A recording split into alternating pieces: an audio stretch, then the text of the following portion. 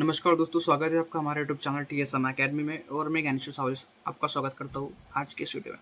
दोस्तों, आज हम बात करने वाले हैं टेंसेस के ऊपर। हाँ दोस्तों, आज हम टेंस को समझने वाले हैं। बहुत से लोगों को टेंस समझने में दिक्कत आती है ना। उस तरीके से मैंने इस वीडियो को बनाया है कि आप उन चीज़ों को समझ पाए, है ना। तो स्टार्ट करते हैं इस वीडियो को। तो दोस्तों, सबसे पहले मैं बात करूँगा टेंस के बारे में कि टेंस है क्या। तो जिस प्रकार से हमको मालूम है कि भाई टेंस जो होता है एक समय होता है, काल, जिसको हम हिंदी में बोलते हैं। और ये 3 प्रकार के होता है ना। सबसे पहला होता है हमारा पास्ट, फिर होता है प्रेजेंट एंड फिर होता है फ्यूचर। पास्ट को हम कहते हैं भूतकाल, प्रेजेंट को हम कहते हैं वर्तमान काल और फ्यूचर को हम कहते हैं भविष्य काल, है ना। और इन तीनों के चार चार टेंसेस है, यानी चार चार प्रकार होता है। तो सबसे पहला प्रकार को हम समझते हैं। सबसे पहला प्रकार होता है दोस्तों इंडिफिनिट या सिंपल। जिस हम पास्ट की बात करेंगे तो पास्ट इंडिफिनिट और सिंपल होगा। प्रेजेंट की बात करेंगे तो प्रेजेंट इंडिफिनिट सिंपल एक ही होता है। उसके बाद में फ्यूचर इंडिफिनिट सिंपल, है ना। ये पहला प्रकार। दूसरे प्रकार की बात करते हैं तो दूसरा प्रकार होता है परफेक्ट, यानी पास्ट परफेक्ट हो जाएगा, प्रेजेंट परफेक्ट हो जाएगा, फ्यूचर परफेक्ट हो जाएगा। तीसरे प्रकार की बात करें तो तीसरा होता है कंटिन्यूस, है ना। जैसे पास्ट कंटिन्यूस हो जाएगा, प्रेजेंट कंटिन्यूस हो जाएगा, फ्यूचर कंटिन्यूस हो जाएगा। और सबसे लास्ट होता है हमारा परफेक्ट कंटिन्यूस, जैसे past perfect continuous, present perfect continuous and future perfect continuous. तो जिस प्रकार से इनके जो प्रकार होता है चार चार चार यानी 12 प्रकार इस प्रकार के होते हैं। इनको हमें समझना है। तो दोस्तों, हर एक के जो है स्ट्रक्चर अलग होते हैं। जिस प्रकार से हम अगली वीडियो में आपको बताऊंगा कि स्ट्रक्चर कैसे बनाते हैं। लेकिन जो एक टेंस जो होता है उसमें सेंटेंस बनाने के लिए, है ना, एक प्रॉपर सेंटेंस बनाने के लिए हम कौन कौन सी चीज़ें इंपॉर्टेंट होती है, उन चीज़ों को समझना जरूरी है दोस्तों। तभी हम परफेक्ट जो है सेंटेंस बना पाएंगे किसी भी टेंस का, है ना। तो सबसे पहली बात करते हैं हम। जो सबसे पहली चीज़ हमको मालूम होनी चाहिए वो होती है सब्जेक्ट्स की, है ना। यानी सब्जेक्ट्स क्या है दोस्तों। तो सबसे पहली बात मैं आपको बता दूं कि सब्जेक्ट का मतलब होता है कर्ता। यह जो है वाक्य के स्टार्टिंग में ही लगता है और इसका बहुत ज़्यादा इंपॉर्टेंट रोल होता है किसी भी वाक्य को बनाने के लिए। तो आपको इनको सीखना पड़ेगा ना। सब्जेक्ट्स आपको समझने पड़ेंगे सबसे पहले। तो सब्जेक्ट जो होते हैं दोस्तों वो 2 प्रकार के होते हैं। पहला होता है आपका सिंगुलर सब्जेक्ट और एक होता है प्लूरल सब्जेक्ट, है ना।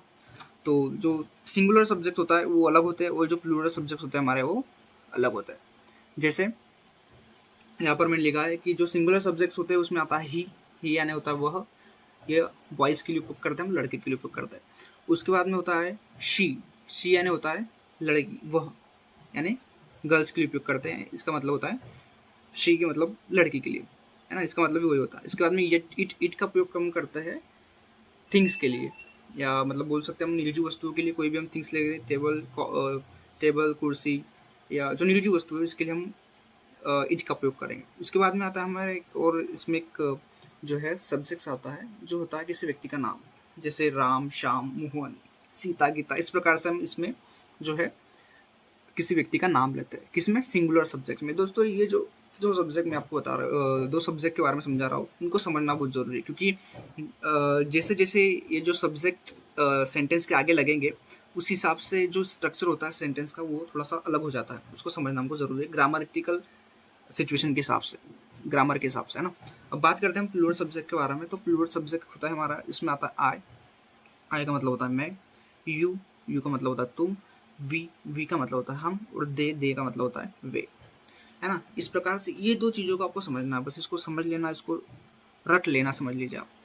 इसको अगर आप समझ गए तो समझ लीजिए कि आप 30% का आपका हो गया है किसी वाक्य को बनाने का।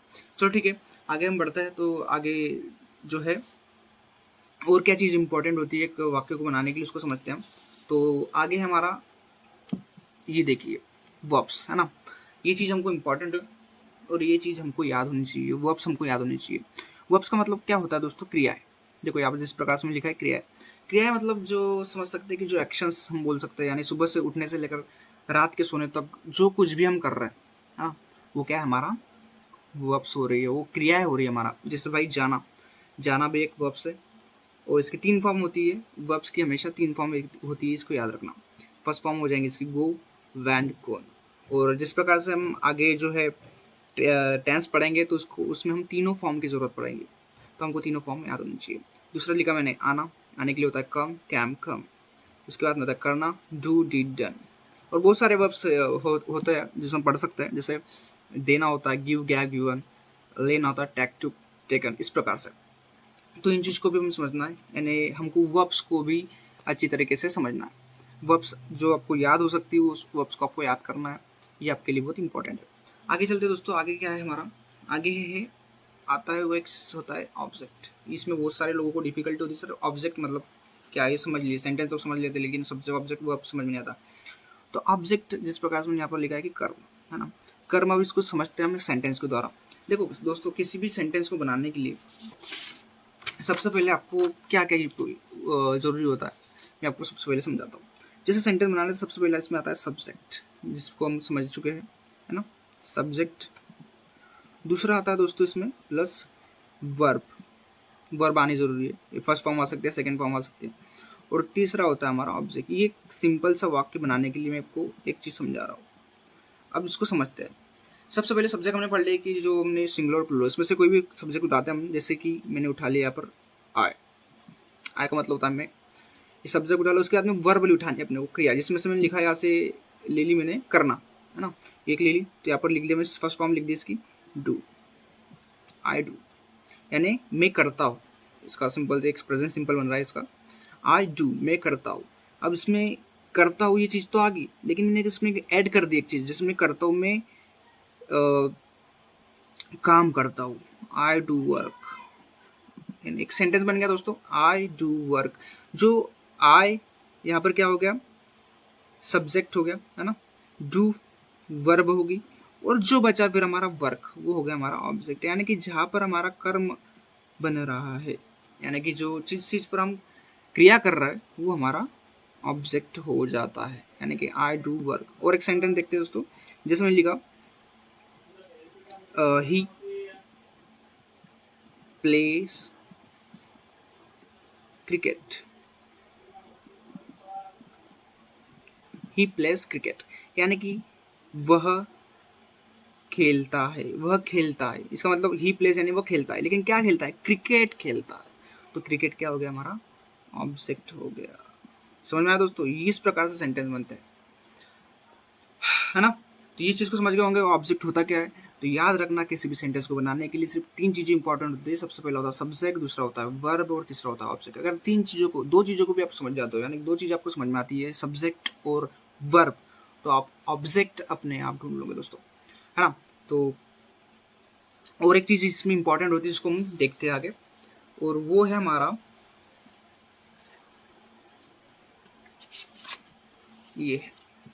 वो है हमारा हेल्पिंग वर्ब। सर ये क्या होता है, देखो दोस्तों, ये इसका भी एक बहुत बड़ा रोल है किसी भी सेंटेंस को बनाने की, इसका भी बहुत ज़रूरत पड़ेगी हमें। आगे हम देखेंगे, मैं आपको सिखाऊंगा कैसे किस प्रकार से सेंटेंस बनाते हैं, है ना। हर एक टेंस के हम सेंटेंस बनाए, हर एक टेंस को हम सीखेंगे आगे चल के। तो सबसे पहली बात मैंने बताया, इसमें हेल्पिंग वर्ब्स यानी सहायक क्रिया, क्रिया तो होती है, लेकिन सहायक जो सहायता कर रही है किसी सेंटेंस को बनाने के लिए, और उसका बहुत बड़ा रोल होता है। अगर वो सहायक क्रिया बदल जाती है तो सेंटेंस का मतलब भी बदल जाता है, और वो उसका टेंस भी बदल जाएगा। जैसे यहाँ पर मैंने कुछ मुख्य क्रियाएं सहायक क्रिया लिखी है, जैसे डू, डिड, डन, है ना। जो डू, डिड, डन, ये जो तीनों सहायक क्रिया है, वो अलग अलग जो है टेंस पे लगने वाली है।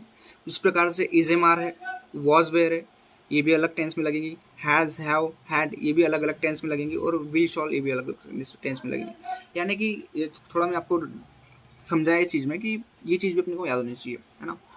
तो धन्यवाद दोस्तों, अगर आपको अगर वीडियो अच्छा लगा होगा तो लाइक, शेयर, सब्सक्राइब कर दीजिए। धन्यवाद।